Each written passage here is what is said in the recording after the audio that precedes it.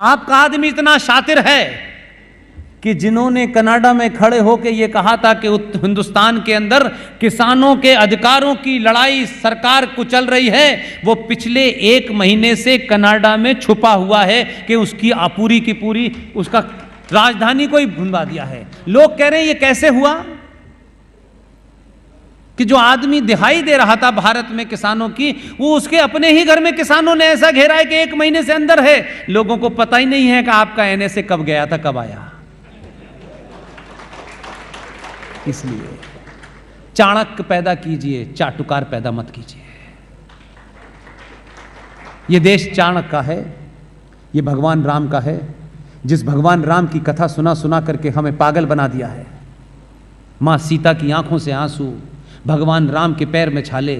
वो हमारे फ्रॉड कथावाचक ये नहीं बताते कि भगवान राम जब जा रहे थे तो उनके शरीर पर करोड़ों के गहने नहीं थे। हम आज तक नहीं बता पाए कि भगवान राम तो इतने महान पुरुष थे, तब भी वो फिर धनुष बाण लेके क्यों गए। आपको कहा जाता है नहीं, आपको कोई हथियार नहीं रखना है। क्या पता है इस घर से बाहर निकलते में कोई पागल जिहादी कुत्ता आपको काट ले तो आप क्या करोगे।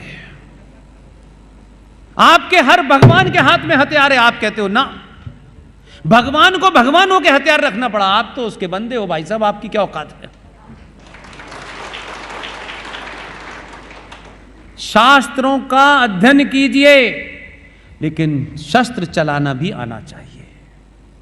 जरूरत पड़ने पे भगवान राम ने समुद्र से बड़ी मिन्नतें की, बड़ी प्रार्थना की कि हमें रास्ता दे दो, रास्ता दे दो। वो नहीं, ऐं चैं बें कैं करता रहा।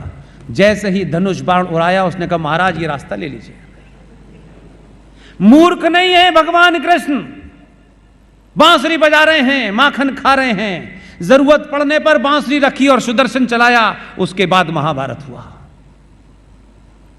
आपको सिर्फ इतना ही बोध कराना है कि आपको नहीं पता कि आपका आदमी कितना होमवर्क करता है। और जब मैं यह आदमी कहता हूं, उस पार्टी में भी बड़े चाटुकार हैं, माफ कीजिएगा, ऐसे नहीं है, बड़े बड़े दलाल हैं उसमें भी, वो उनको भी निपटा रहा है। इसलिए इस लड़ाई में 2 लोगों का साथ दीजिए, बाकियों को छोड़ दीजिए। या तो उसके रास्ते पे आ जाओ, या ये दूसरी पार्टियों से मिलकर दलाली करना बंद कर दो। कई ने करने की कोशिश की, कुछ ने भगवान को बुला लिया अपने पास ही, ने कहा आ जाओ, इसे मैं नहीं भेजा इसे काम करने तो ठीक ठाक, तुम यहां काम नहीं कर पा रहे, मेरे पास आ जाओ। उस आदमी ने कुछ कुछ छोटे छोटे काम किए हैं, लेकिन भारतीय समाज को यह लगता है हमें कुछ मिला नहीं। जब तक हमें लड्डू न मिले तब तक हम ये समझते हैं कि कुछ दिया नहीं। छोटी सी घटना है, आपके पुरुषार्थ को जगाने के लिए कितनी बड़ी बात उसने कही है। और उसने कहा नहीं, ऐसे कर दिया। और हम क्योंकि कुछ मिला नहीं यार, कुछ इनकम टैक्स में छूट नहीं दी इसने यार इस बार, कुछ आलू के दाम कम नहीं किए, प्याज पे हम सरकार गिराई, आप इससे ऊपर नहीं। उसने एक बड़ा काम किया, इतना बड़ा काम, मुझसे अगर आप पूछें तो आने वाली नस्लों के लिए कितना बड़ा काम है। 2014 का काम है। मैं आज आपको 2022 में इसलिए बता रहा हूं कि आप गुजराती हैं, कम से कम यहां से बातें जानी चाहिए। 2014 में एक छोटा सा आदेश पास किया, और बहुत छोटा सा आदेश था, उसके लिए कोई संसद में कानून नहीं बनना था भाई। पास हो गया, चल गया। हमारे लोगों ने उसके ऊपर शायद नोटिस भी नहीं किया। लेकिन मैं आपको बताता हूं और बात समाप्त करता हूं। मुझे लगता है आप सोचेंगे कि पता नहीं अब ये कब खत्म करेगा, इसीलिए पानी नहीं पीता मैं।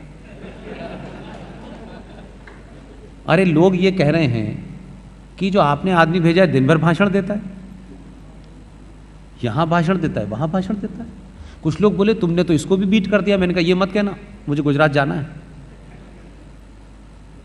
एक आदेश छोटा सा पास हुआ, और आदेश क्या था कि आप मुझे बताइए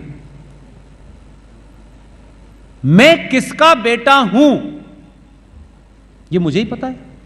और अगर मुझे भी नहीं पता तो सिर्फ मेरी मां को पता है। मां ही जानती है कि मैं किसका बेटा हूं। गलत कह रहा हूं, सच कह रहा हूं। मेरी मां पीछे बैठी हुई हैं, बहनें बैठी हुई हैं पीछे। सिर्फ मां को पता है कि मैं किसका बेटा हूं। दुनिया में कोई ताकत नहीं बता सकती, सिर्फ मां को पता है। यह सच्चाई। अंग्रेजों ने आपकी नस्लों को, आने वाली नस्लों को जीवन भर कुंठित, इंफीरियरिटी कॉम्प्लेक्स रहे, ऐसी छोटी छोटे काम किए कि आपको इस हीन भावना का कभी बोध ही नहीं हुआ। और यह कहा कि पुष्पेन साहब, आपको अपना डेट ऑफ बर्थ सर्टिफिकेट किसी मजिस्ट्रेट से सत्यापित कराना है, अटेस्ट कराना है। आई पुष्पेन कुमार कुल से, son of late Shri Baldev प्रसाद।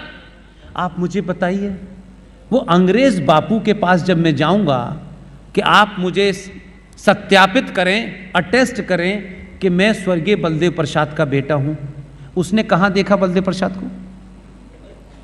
उसे कैसे मालूम है बलदेव प्रसाद का बेटा हूं? उसे तो नहीं पता। उसके सत्यापन के बाद ही मेरा सर्टिफिकेट लीगल माना जाएगा। फिर वो चले गए तो अंग्रेज चले गए, तो फिर हमारे हिंदुस्तानी बाबू आ गए। फिर आप फर्स्ट क्लास मजिस्ट्रेट से जाके साइन कराइए। होता था कि नहीं होता था? ये उसने एक ही छोटा सा आदेश निकाला, भारत के नागरिक को अपना सर्टिफिकेट खुद ही सत्यापित करना है कि मैं किसका बेटा हूं, किसी दूसरे की आवश्यकता नहीं है। कोई ऐसा ही होगा, कोई भयानक ही ऐसा होगा, उसके लिए डैश डैश कह रहा हूं मैं, जो अपने बाप का नाम भी गलत लिखते हैं। आज आपको यह भाव नहीं पैदा होता कि मैं स्वर्गीय बलदेव प्रसाद का बेटा हूं। यह मुझे पता है क्योंकि मेरी मां ने उसे बताया है, इसलिए मैं ही सत्यापित करूंगा। यह फर्स्ट क्लास मजिस्ट्रेट ने कब देखा कि मेरे पिताजी बलदेव प्रसाद हैं? यह कुंठा का विषय था कि मेरे बाप का सर्टिफिकेट कोई सड़क चलता मजिस्ट्रेट तय करेगा, मेरी मां के अलावा कोई तय ही नहीं कर सकता, सिर्फ वही तय कर सकती है। ये छोटे छोटे बदलाव हैं। आपने मुझे इतने धैर्य से सुना, मुझ जैसे आदमी को बुलाने का साहस जुटाया, मंच पे बैठने वालों का साहस को दाद, और इस स्वामीनारायण मंदिर के लिए ये तमाम देश भर में इनकी शाखाएं हैं। और ज्ञान वत्सल जी बहुत मज़े के आदमी, अच्छा भाषण देते, उनसे मिला। आपकी जो उनकी वो लगी हुई है बॉम्बे में, उनसे मिला। अलग अलग सेक्ट में आप लोगों के वो हैं, लेकिन उन सब में कॉमन बात यह है कि सब इस राष्ट्र में करोड़ों लोगों को एक मजबूत, ताकतवर, तर्क के साथ, एक शक्ति के साथ एक सनातनी हिंदू योद्धा बना रहे हैं। आप इस काम को जारी रखें, और इस काम में जितनी आधुनिक चीज़ें हैं, आपके सारे मंदिरों में मैंने देखा कि जिस तरीके से बच्चे हॉस्टल्स में रहते हैं, सारी सुविधाओं के साथ रहते हैं, एक साथ बैठकर मंत्रों के उच्चारण के साथ खाना खाते हैं, और आपके यहाँ बड़े बड़े IIT, बड़े बड़े डॉक्टर सब कुछ छोड़ करके आए हैं। लिहाजा इसका मतलब यह है कि ये वो जगह है जहाँ सही में ये गुरुकुल है। और एक छोटी सी बात आपकी नॉलेज के लिए बता रहा हूँ कि जिस मंदिरों की बात मैंने की, जिस चढ़ावे की बात मैंने की, इसलिए आज का युवा ये न सोचे कि उसकी मार्कशीट में अगर बहुत नंबर नहीं आए हैं तो वो पीछे रह गया है।